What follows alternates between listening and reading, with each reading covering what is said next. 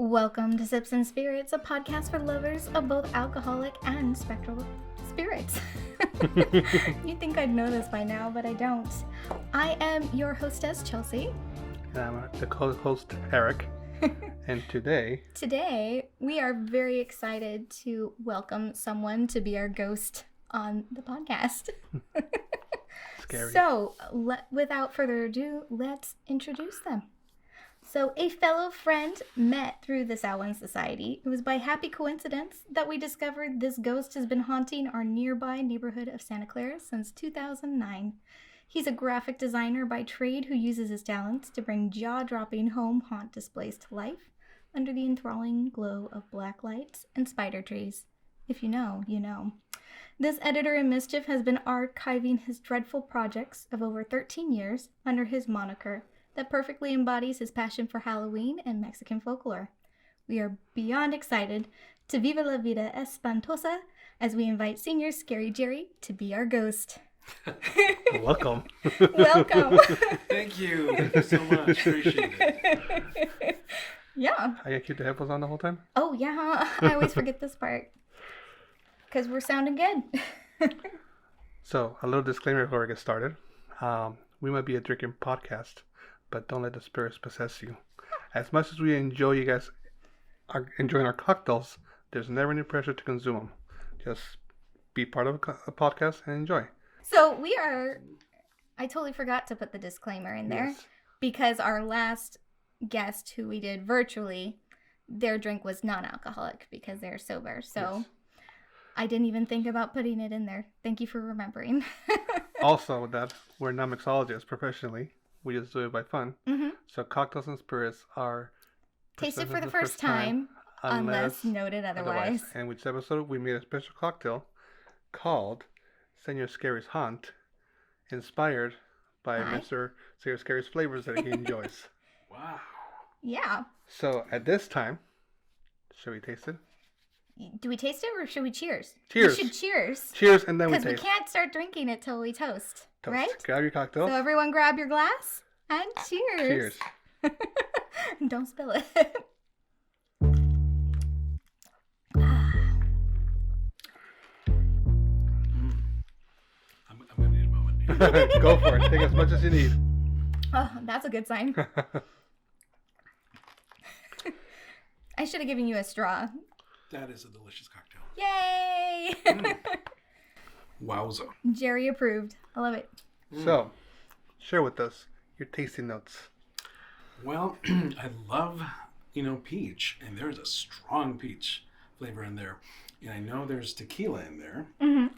But it's very light. It doesn't overwhelm. Because it's so floral usually, right? And it kind of comes out.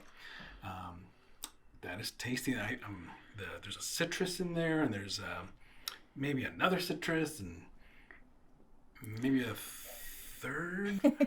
There's 2 citruses in there. Mm-hmm. You're correct. So, this cocktail. Let me pull up. So there's 2 ounces of tequila in here. And then we found a special tangerine peach juice blend. That's 2 ounces of that. An ounce of dry curacao, which is a liquor that we've discovered that we've really grown attached to. It does amazing things for bringing cocktails to life. And that's a type of orange liqueur. And then we've got 1 ounce of passion fruit simple syrup. Passion fruit. Mm-hmm. Which adds an interesting twist to the peach flavors. So, and then of course we have some peach bits chopped up and put in there and garnished with a slice of peach. Yeah, I can have this every day. Awesome. Well, there you go. I'll give you. Then you'll have to take the bottle with you and and enjoy, kind of thing. But it's definitely a refreshing cocktail. Mm-hmm. I'm glad we made it that way, because as here locally, we're getting out of our summer finally. Yay! Yay. It's only getting chillier, but I'm the fireball. but for sure, it's definitely getting a little cooler, but a nice way to just enjoy the evening. Just sipping away. Yeah. Well, and it was really fun. We knew we wanted, because you're known for your haunts, I wanted to work in that orange Halloween color, but we also asked you for your flavor preferences and your spirit preferences, and it was the cocktail practically made itself. I think we made maybe 2 different variations of this to really hone it in, and it was like, oh man, this is golden. And I hope he likes it because it does hit all the flavor notes he said he would. Like that's I mean, as a signature cocktail, that is me in a cup. There you go. Yay! That's Oh, you. I love There that. we go. We're glad that's how you feel. For sure. Okay. Yeah. Okay. So we will be later giving you an actual physical recipe card that you'll get to keep and hold on to forever of this recipe. But for anyone else who's watching and listening, we do share it on our website, sipsandspirits.com. There's a little tab that you click on and it takes you to all the recipes we've ever made. So you'll be able to find the Señor Scary's haunt there and enjoy it whenever you feel like it. I would make it soon. It's really good. If you guys are looking for passion fruit simple syrup, because we did not make it, Trader Vic's passion fruit simple syrup, there you go, Yeah. is the one that I use for. That's what we use for this, but as we've shared here on the podcast before, making simple syrups is really, really straightforward and easy. Even fruit ones. Yeah, I feel like fruit ones especially, you're just taking, depending on what the fruit is and how juicy it is, you'll take the same parts of the water and sugar that you would of that fruit. So the same part or like half it. So it's usually really easy to do, which is why we've been like, we've been like simple syrup kings and queens over here because we're just, what else can we turn into simple syrup? Well, like you did candy corn something. Yeah, we did candy corn. Wow. We did candy corn. We recently did our Red Hots. That was for our Midsummer Scream cocktail. And then, what other candies have we done? I think I said for candy. Candy so far, that's been it. We did a cinnamon simple syrup, which we used in place of agave for like a cinnamon margarita. We've done a lot of fruit berries, like cherries, blackberries. We've done cherries, we've done blackberries, we've done blueberries, raspberries. Yeah. We've done a lot. Yeah. With simple ingredients, right? Yeah. And that's what I love about it. And I feel like it's so exciting to discover that tool because that's always been a goal for us is we want to make something that's nice and flavorful, but it's simple to make. Just like when we were talking over dinner, just even our meals, we want flavor, but we don't want to spend forever trying to bring that flavor to life. Yeah. So as simple as we can make it. Yeah. Okay. So are we ready to have our question time with Señor Scary? Yes. Are you ready? Are you ready? I'm so ready. All right. I'm like going back and forth. I'm all nervous. I don't know why. Why are you nervous? We were just talking earlier about how like you guys would never be nervous, and like when we just enjoy it. Like now it's just like hanging out for us. Why are you nervous now? You're gonna make me a liar. I'm not trying to. I'm just like, I don't know.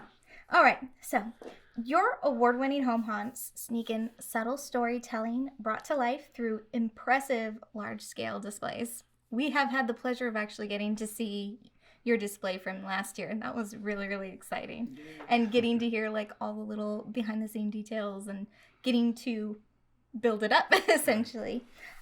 So what inspired your passion for home haunt creation? Like, of all the things to go into, that's where you went in that direction. Because there's so many, as we're all mutual Halloween lovers, we all take different approaches to it. And I always am so in love with people when they put in that passion and dedication to a home haunt. And so absolutely. You know, every time I run across a home haunter, I ask them the same question because I want to understand that as well. It takes a lot of time. It takes a lot of money. It takes a lot of effort. And it goes up for one day and then it's gone. It's art. Yeah. And I guess for me, it started way back in my youth when my brothers introduced me to horror movies. And I just remembered loving how lighting and fog and all those simple elements really made a horror film. And as I grew up and went into theater and graduated with a theater degree, it was all about making atmosphere. And I loved that. I loved how I could look at my yard and say, what can I add to this to make it a story, to make it feel something? And it starts with that, the atmosphere. And I went back to my theater training. I went back to the horror movies that I loved. And I said, I'm going to do that over and over and over and scare a bunch of kids and adults. There we go. I love that. So can you share, as you mentioned, you're making a lot of this stuff and then having to break it down. And I'm sure there's things that you're really like in love with that you've created, and then other things that were just an utter nightmare, and you were questioning every step of the way. Why did I do this? Why did I want to try to bring this to life? So if you can, share a favorite creation for your home haunt, and then what was your most challenging task that you've ever had to. Absolutely. So I've been doing this. We bought the house in 2009, and it wasn't until we bought that house that I had the freedom to say, I'm going to do this to my house. I'm not chained by somebody else's house that I'm renting. This is my house, and nobody can tell me what I can do. So I said, I'm going to just make everything that scares me. What scares me? And from the very beginning, I had this idea of doing this one thing. And I started in 2009, and it wasn't until 2018 that it actually became a reality. Things that are inanimate that come to life, for some reason, really terrify me. A chair moving, something that suddenly comes to life is scary to me. I remember the movie Evil Dead 2. There's a scene where like this room comes alive, and doors laugh, and like all these things happen, and you're like, what? Everything is possessed by something. Yeah. And so I kept looking at my house and kept looking at my house and kept looking at my house. And I said, I see an eyeball there, and I see a mouth here, and I see horns there. And I made Monster House, which is by far my favorite theme that I've ever done, and the most challenging, and the one that I was like pulling my hair out going, why? It was my very first attempt to do an animatronic, because everybody wants things that moves. They don't like the static tableaus. Fine, I'll make it move. And so as somebody who's just stepping into animatronics and saying, how do I make this move? You want to start simple and do something easy. So what I decided to do was make this giant 15-foot mouth move and have this house open and close its jaws live. And it took so long to figure out how to do this. And if you haven't seen my monster house, go look at it. There's pictures on my website. The whole front of my house is a monster. The eyeballs in the window. There's horns on the house. It's very neat. The teeth and the giant tongue. And anyway, but yeah, it was that animatronic of how do I make this massive, heavy 3D sculpt of a mouth and teeth move. And I had to go back to my resources of theater and say cantilever, motors, picovolts, and all this stuff that I don't even know what it is. And just learn by process of trial and error, and of course our greatest teacher, YouTube. That helps us as haunters. We always put what we learn on YouTube and say, here's what I learned. Maybe you can use this for something. And I love that about the haunt community. And you can reach out to them and say, hey, how did you do this? And they'll tell you. Oh. And that's what I got out of it. Cool. That's awesome. Awesome. So your favorite and most challenging. Yeah. I feel like somehow those always end up going hand in hand. You work so hard to get this thing You had created this to life. vision. And then you just like feel so rewarded when it's like, okay, you know what, I stuck through it. Because how many times do you start a project and go like, it's too hard, I'm done, I quit, kind of thing. And then you end up going by like thinking about it later, like, oh man, I should have done this, I should have done that, kind of thing, And then the project that you stick to is like, oh no, I already spent so much. I spent all summer to get it done. It's still not done. I have 1 month left before Halloween. I can get it done. Let's crank it out. And then when you do, it's like satisfying. I feel it was the same with your Mr. Scream costume. Like we spent all year trying to figure out what our costume was. We had an idea, and we were not able to get it come to life. And they were like, "Well, the kids' costume is ready. I got my costume ready. And she's like, well, what do I do? Because the idea I originally had, it's not coming to life. And it's like, well, we can do this. And it's like, yeah, but she wasn't sold on the idea. And then I was like, well, what about this? And then she's like, her gears start going. It's like, it sounds really hard. It sounds like a lot of work. I want to do it. And she did. And it came out, fantastically, kind of thing. Yeah, I think that's where passion lives. Yeah. That's where it thrives and it grows. It's that challenge. Yeah. The challenge. Oh, yes. It never grows. I don't create as much as I used to, and I want to go back to creating more things. But I surely, I get that a lot when I'm in the gym. That passion to like reach the next step higher. Get stronger, make the next lift last kind of thing. And it's like that struggle that like, it might not drop 200 pounds on my chest or not, kind of thing. Ouch. Yeah, it does hurt. So, one of the things, being married to this guy, I've been introduced and expanded my Mexican folklore lore database.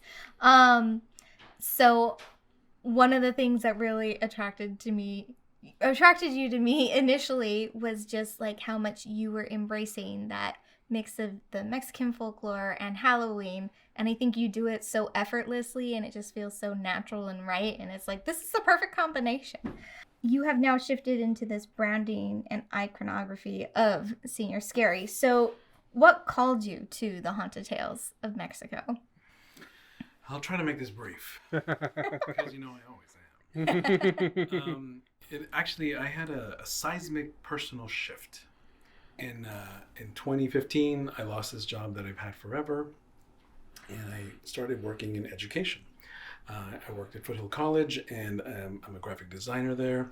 And that job has taught me so much about myself, and I never expected that.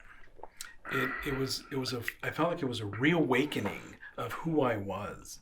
I learned why I didn't do well in school. I learned how I could help others do that. I became a mentor and helping other students, especially students of color, to look at this college experience in a different way. And all the while I was doing my Halloween stuff under myscaryhalloween.com. That was my initial website, and it was that for years. And it didn't feel like I was connecting to it anymore. And I was going to quit Halloween. And I was talking to a lot of people, and they said, why would you quit your passion? It's what you love. And I said, you're right, but this isn't who I am. He's like, well, find who you are within that. Mm-hmm. And from that, I said, I'm Señor Scary. That's who I am. I've always been Señor Scary. But I always felt a little uncomfortable sharing that online. There wasn't a lot of space for people of color out there in the Halloween world. And even now, you see Facebook and you see Instagram and all that, and it is not super diverse. No, it's not. For sure. And that's been a conversation for us just behind the scenes. Like, why is that the case? The Halloween community, at least from our experience, has always been so welcoming and arms open wide, but how come we're still not seeing more diversity within it? And see, that's the same challenge that we face in the college. Mm-hmm. Students of color struggle, and it's because they don't see themselves reflected in the instructions and the teachers and so it's like it takes people of color to bring other people of color out, and it goes hand in hand with my own awakening of like saying, hey, I'm a brown person, I'm a Mexican, and I'm gonna put that out. Mm-hmm. And it's been crazy the amount of people that have come up and said, oh my God, thank God there's somebody else out there that is a person of color doing this. And it's been great talking to these people and saying, yes, absolutely.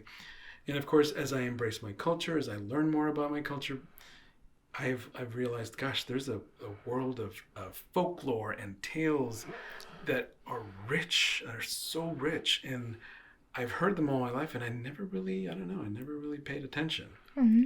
But this awakening has led me to pay attention and to reclaim my own culture, to re-embrace that, and to make Señor Scary something that is really me and who I am. And, as Latinos, there is a lot of stories we have to tell. Oh, yes. Plenty of them. And I plan to tell them bit by bit, year by year, through the haunt, and incorporating a lot of folklore into that, so that every year there's something new that I'm embracing and bringing out. And I think I do have the heart of an educator. So working at the college has also taught me that. And I don't want to just make a Halloween haunt. Maybe it could be a little educational aspect. Why not? I love Scan that. a QR code. Find There out you go. more about this. Yeah. No. Talking back on the whole thing you were talking about, like Latinos or people of color don't feel, like there's somebody in that space with them kind of thing. And we talked about it earlier during dinner about how, a lot of us grew up, with the whole idea of like, in Latin culture, there's a lot of Catholics. And so the idea of Halloween is like, it's fun for one day, but that's it, kind of thing. I'm not sure that's how you grew up, And I, like for me growing up, it was Halloween. That's it. Outside of that, no spookies, kind of thing. Like we don't talk about a lot of other stuff. So I feel that a lot of Latinos are in that mindset where it's like, well, we have Halloween and that's all I can have, and that's I can expand more. And seeing people like myself and whatnot, I hope that people can be like, hey, you can embrace this not just for one day, but also make it part of what you like to do. If this is your passion, this is what makes you happy, you can embrace it. And you can embrace, like you said, your culture. You can embrace, your stories that your family has, into this to make it into your own thing, kind of thing, and not just make it seem like a spirit Halloween. You're making it into a learning experience, a culture experience. I think it's also important to point out that Latino culture doesn't have Halloween. No. It's not celebrated in Mexico. I mean, it is now. Yeah, it's like it's celebrated just in conjunction because we're so close to the United States. It's an American holiday. Yeah. And we as intersectional people here living in America, we said, hey, this is the kind of cool holiday. Let's go with it. Yeah. We love our holidays of the dead. Yeah. And by the way, I always have to point out, Dia de los Muertos has nothing to do with Halloween. No. No, I'm it on this doesn't. crusade to tell people there are two separate things and they are not overlapping. Yes. No. Anywho. They might seem like they are the same thing because it depends on what parts of Mexico you go. Dia de los Muertos is a giant, fantastic party kind of thing, just like Halloween can be. But there are separate things. Yeah, the iconography is the same. There's skeletons and there's all this, but the meaning behind Dia de los Muertos is so different than Halloween. And I love that we have both. Yeah. And, Yeah. As a Latino, I'm like, yes, we have two great holidays back to back in one period. It's absolutely wonderful. Fantastic, yeah. It keeps the party going. I know, right? It's like, you have Halloween and Dia de los Muertos, and then you have December, you have Posadas and Christmas. But like what's great is, so you have Halloween and then Dia de los Muertos. They're back to back, but it's like different kinds of celebrations. So you're not just like, okay, we're outed with the candies and the costumes or whatever it is. It's like you can get dressed up, but there's a different purpose and meaning behind it when you're shifting from one holiday to the other. So it's like you have that similar spirit of celebration, but the purpose is different. So it almost makes it feel like we're going to a whole new different kind of party, and it's really fun and exciting. Okay, everyone's looking at me for the next question. Next question. We're going through. So what would be your ideal spooky evening? Not Halloween, just on any day or night. What is set the mood for us? Any Tuesday. Well, first, it would start at 10 p.m. I'm a night owl, and so I love living in night. I love the coolness, the quiet, the solitude. So that has to be the start. A fantastic cocktail might be really good. Oh, I think we've got one for you. Looking at you. And of course, horror movies, right? Candles, horror movies, and just getting lost for a minute or two, or maybe an hour and a half in that horror movie, and feeling the feels, and you're there by yourself at night, and it's spooky, and every movie is scary. I don't care what it is. It could be Scooby-Doo. It's always scarier at night in the dark by yourself. Absolutely. There we go. Yeah. So for me, those evenings when I have those are my perfect evenings. Oh, I love those so much. I love that. It's like, yes, we've checked all the boxes here. There we go. Now, it's like it would be absolutely perfect just throwing in it's storming and raining outside. There's just something for me about that pitter patter of the rain. Yes. But while you're cozied up, watching whatever horrors are proceeding on the screen. I love that. I mean, we don't have that option in California. Yeah, it's very rare. But when I lived in Texas, we added that. Mm-hmm. That was great. Neat. Are you one of those people who, after they watch a horror movie, they have to have a cleansing palate? Or they have to like watch something non-horror?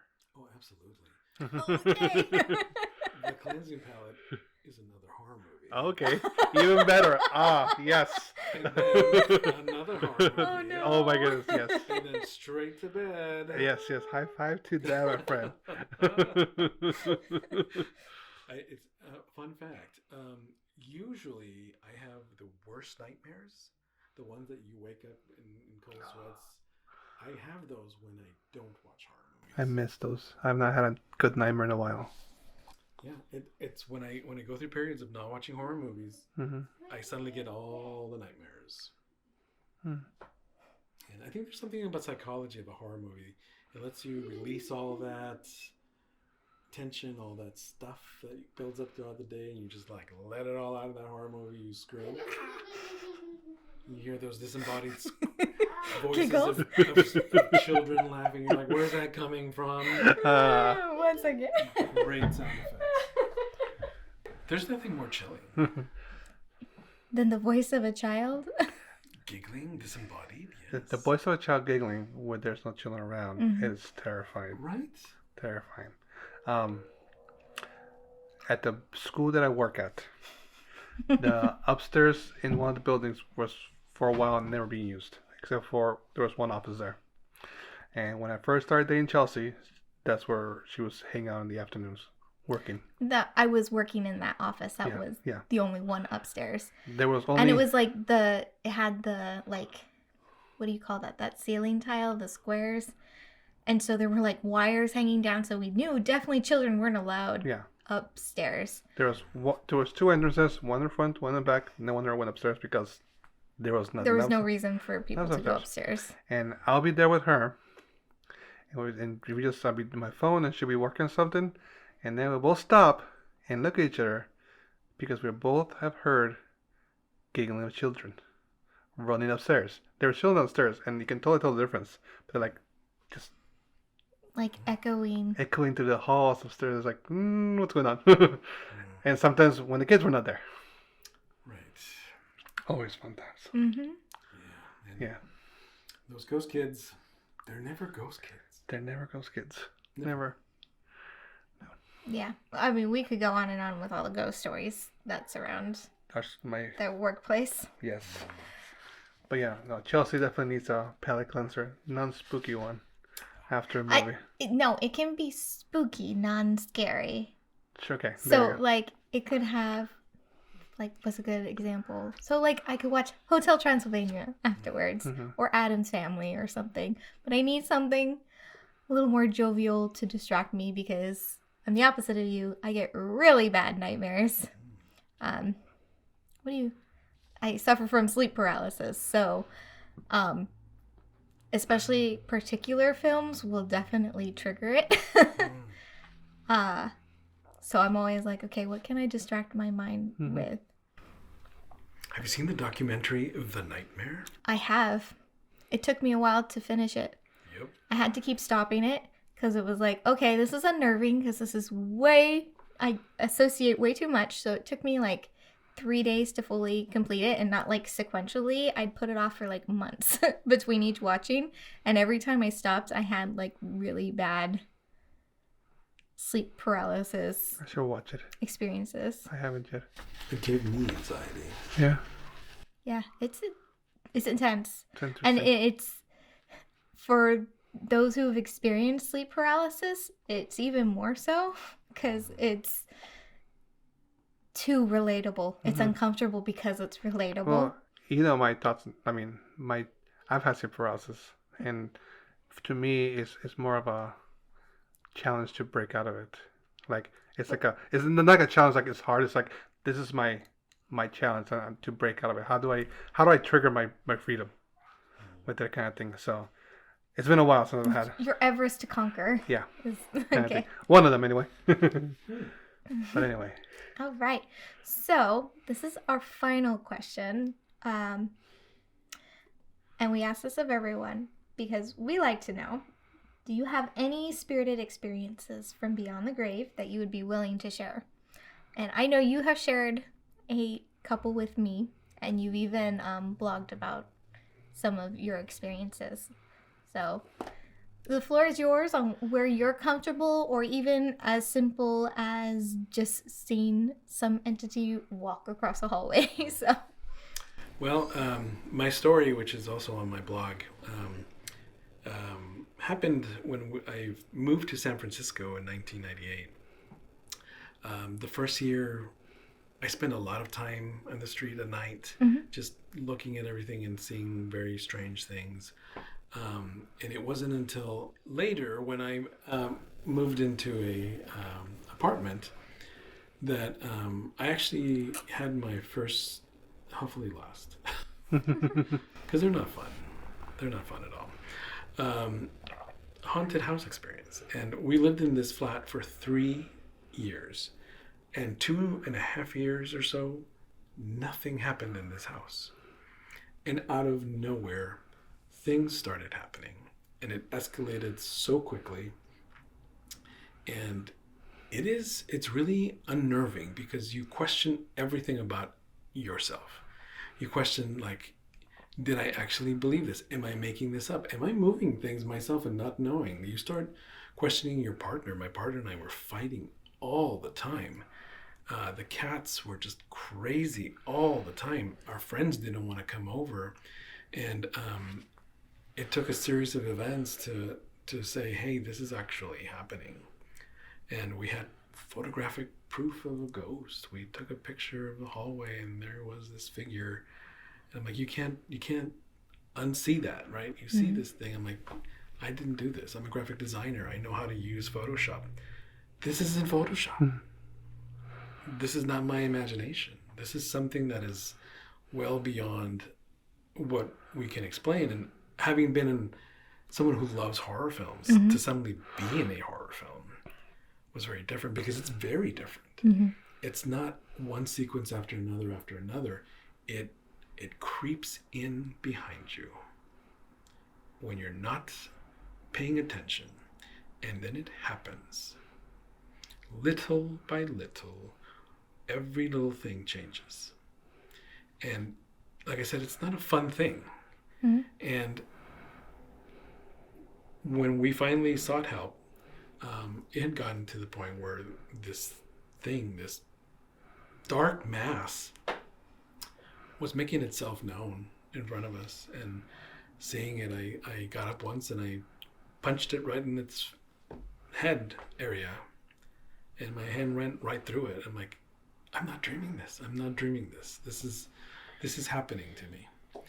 And we ended up doing a thing, and we sort of fixed it, and then we left because I don't know that you can actually fix things like that.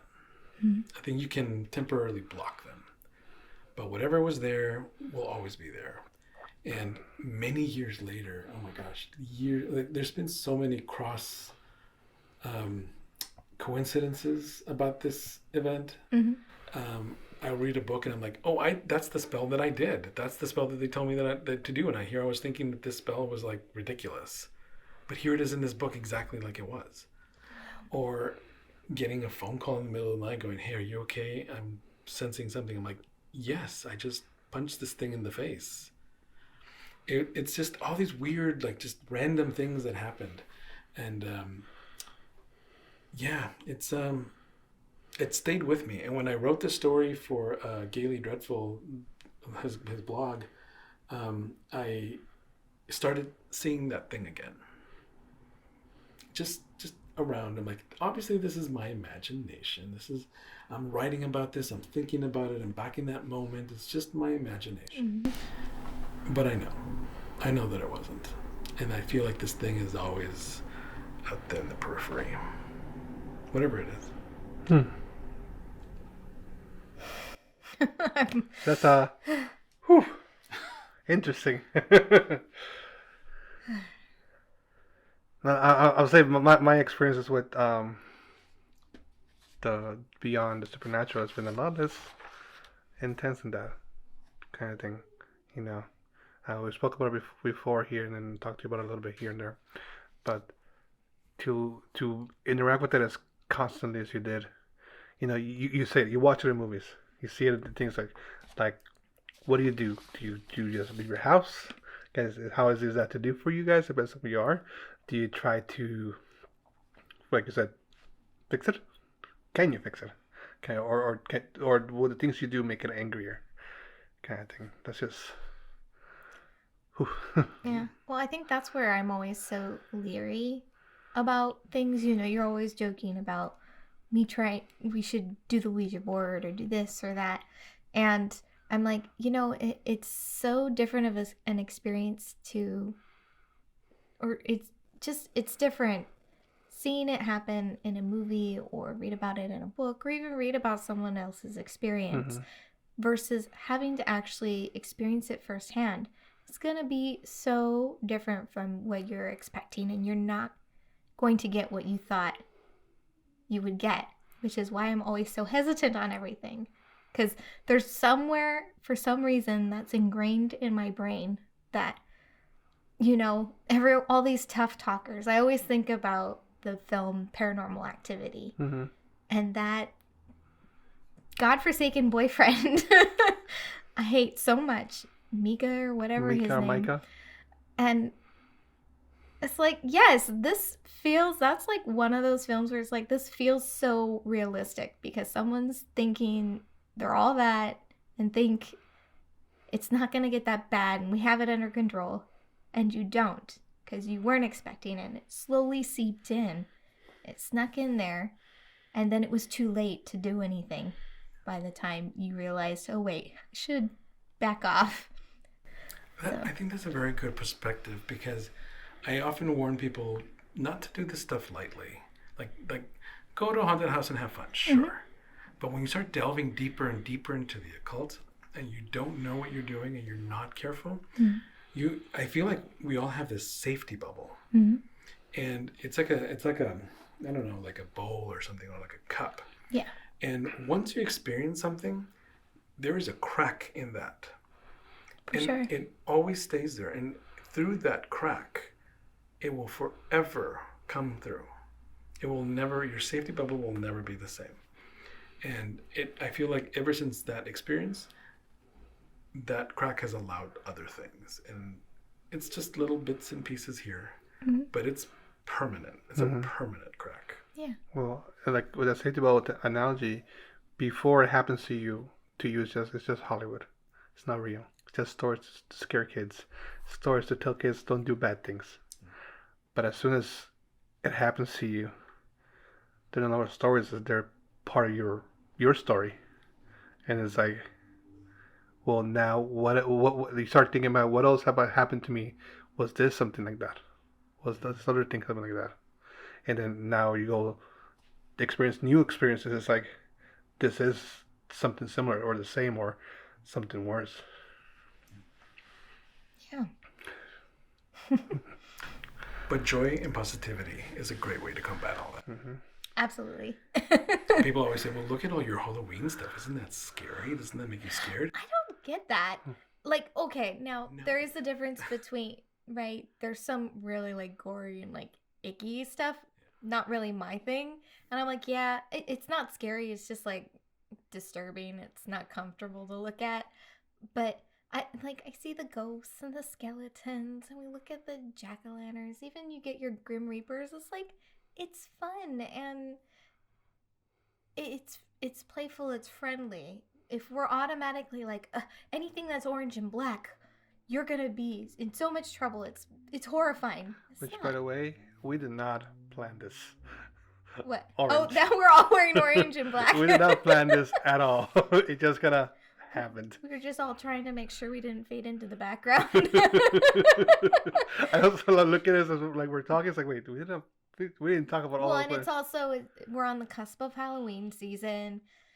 We're all in Halloween mode, so it's only natural. For us who wear black all year round, Yeah. orange is the only color we got. We don't all wear orange and black all year round. That would be weird, right? Anyway, moving along. I don't know about you, but I embrace that orange and black. Yeah. I agree with you in the whole like people thinking like, why like are you scared of like Halloween or that stuff kind of thing? It's like I've been getting that a lot Like, from the personally- Kinder moms as I drop off Araceli in my colorful attire. or our And our skeletons. son dressed in his skeletons every day. It's funny because nowadays people are like, oh, it's so cute, he's ready for Halloween. I'm like, he's been ready since like March. He's been wearing skeletons since back then, but neither here nor Since there last Halloween. kind of thing. But the whole notion of finding things scary, or people like, oh, that's supposed to be scary. Why are you like embracing it? You know, it's like I live for thrills. I live for adventure kind of thing. I want to skydive. You know, I lift heavy because of that thrill, that adrenaline rush. You know, I've talked about it. I want to hunt an animal with bare hands, kind of thing, the wild beast. You know, and whatnot. So when it comes to like Halloween and stuff, like yeah, it's enjoyable. It can be scary if you want it to be, but it You don't it doesn't have to automatically be go scary. there. Yeah, personally. And most people like don't know the original, well, because like the original American Halloween, it all started from just these tricksters, and this one lady thought, hey, let's turn this into an actual night. So you come and get some treats, meaning you promise you won't do any tricks. Because it was just like out of hand, and then they just made it, okay, we'll do this trick night every Trick or treat. year. And that's essentially where American Halloween kind of developed. But all the like extra things, they did get taken from other cultures and practices. There is some influence, a lot of influence from the Samhain practices and Celtic practice. Are you one to correct people when they say Samhain instead of Samhain?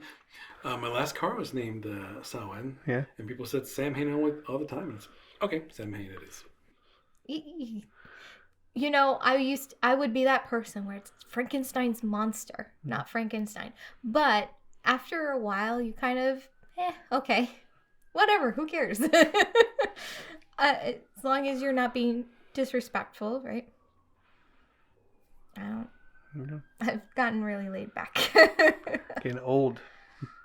Can't fight no more.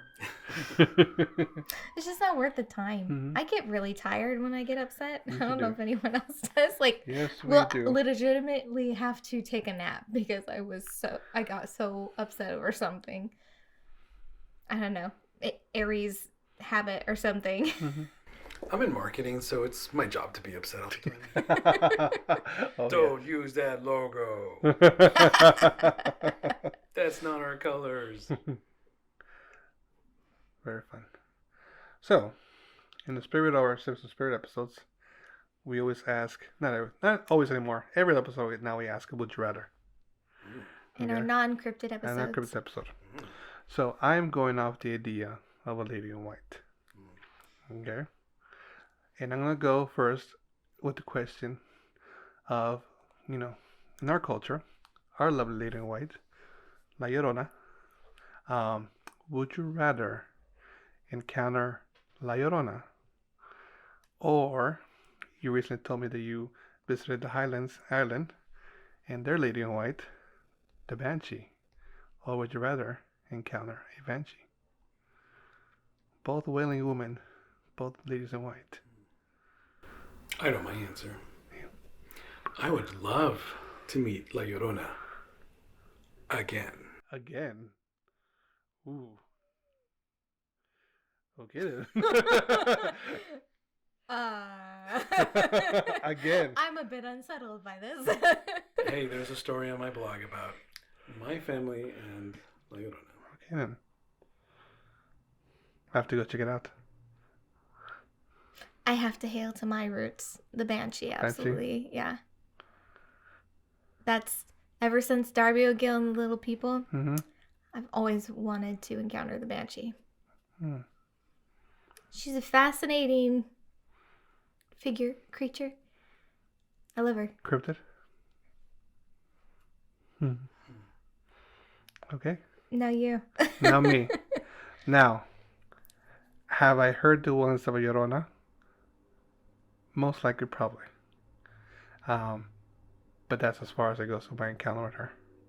I've always been curious of Highland culture and Irish and Scottish, lore. So banshees always interest me. But I think, and so then I have this conflicting situation because it depends on which story Llorona is. She's out to get children or she's out to take revenge on men. So I don't know which one I'll meet if I actually meet her. So is she taking revenge on me or she's trying to take my kids now? Banshee, well, besides just being a willing woman, they have their own little things behind it. So she has like two dual purposes as well, depending on where you're hailing. Exactly. 'Cause Scotland has a type of banshee and Ireland has like a couple different kinds of banshees. So you can have a banshee who's associated specifically with a family, or you can have the banshee who is being like your warning of death about to come, whether to you or someone you know. Yeah. So with those it's a blind grab either way. So with those two aspects of things, I'm gonna go with the La Llorona. Mostly, because of my fight mechanism to protect myself. So that'll be my choice in the matter. I feel like we'd have a good talk, Llorona and I. Yeah. We'd see one eye to eye to one another. Okay. Hey, you scare people. I scare people. You scare kids. Well, you take kids. I just scare them. I don't know. I feel like she'd be a little bit like, well, ahí veremos. We'll see if I take you or not. We'll see. There we go. Okay. Cool. I like this. All right. So, with that, we are already at our last call. Wrapping up. It goes so fast. Actually, I say that, but it's like it's already been 53 minutes. So it's an hour. Yeah, Not too bad. That's been pretty good. But I would like you to remind listeners where they can find you, because we've mentioned your blog and your website, your amazing archive of all your haunts.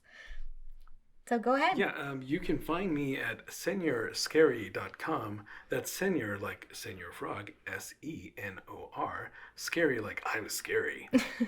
.com. I also do Instagram, and although I'm not a huge social media person, I will check Instagram more than all the others, Facebook and Threads and all that. But you can find me on Instagram. Awesome. Señor Scary Jerry. Yay! Easy to find. And is there anything else you want to shout out? We know you're working on your haunts.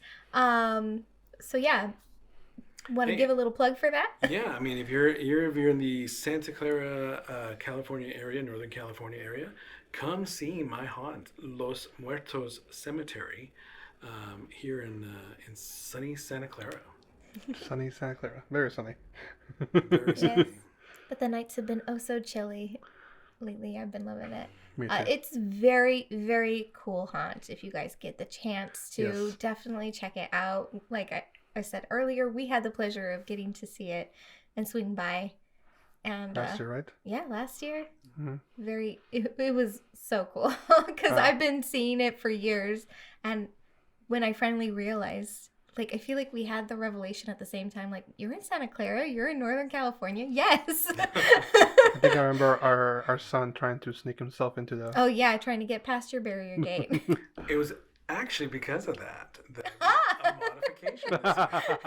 There we go. There we go. We helped with improvements. We now have a side gate that allows visitors to go in and see things closer. Oh, nice. Ah, nice. And I know you were talking about trying to figure out how to do that where it was safe for those going in, but also protect what you've worked so hard on. Right. So Yeah.